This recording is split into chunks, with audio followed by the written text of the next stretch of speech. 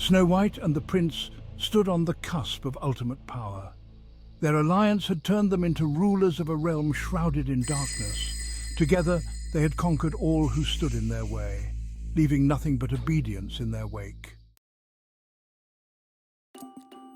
But as their power grew, so did the cracks in their partnership. The prince, once content with sharing power, began to covet more.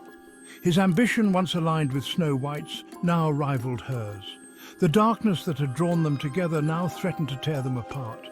Snow White, who had once been so confident in her control, found herself questioning his every move. Pride whispered in her ear, telling her she was the true ruler, that the prince was merely a pawn in her game. Greed urged her to take it all for herself.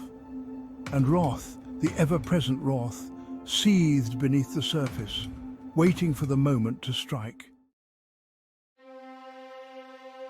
The final confrontation came on a stormy night.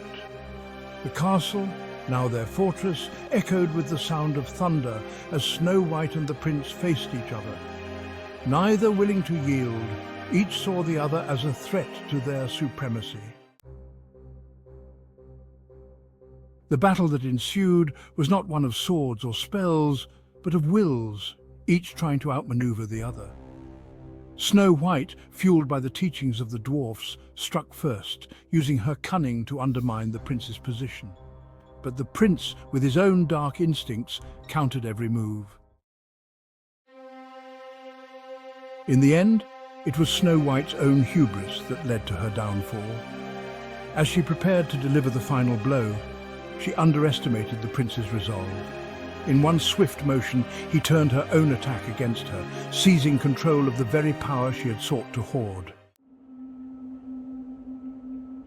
Snow White fell, her reign ended by the very ambition that had once driven her. The prince, victorious, stood over her, but his triumph was hollow.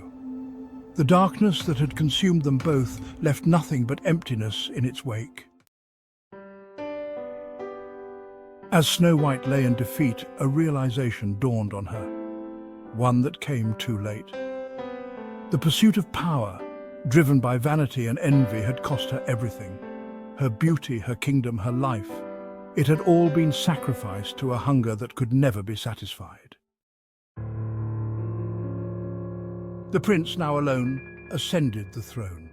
But the shadows that had once served him now loomed ever closer, a constant reminder of the price of his victory.